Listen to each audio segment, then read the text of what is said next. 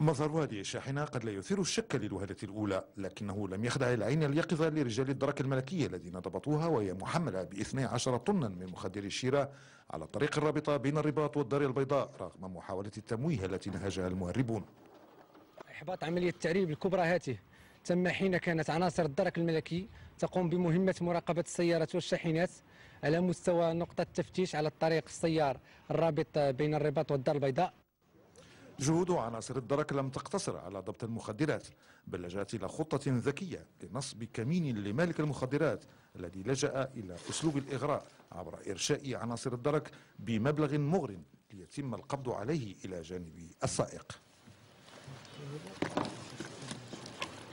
وقد مكنت هذه العملية المهمة من اعتقال سائق الشاحنة بالإضافة إلى صاحب الحمولة الذي يقوم بخفرها، هذا الأخير الذي حاول إرشاء عناصر الدورية بمبلغ مالي مهم يقدر ب 115 ألف درهم.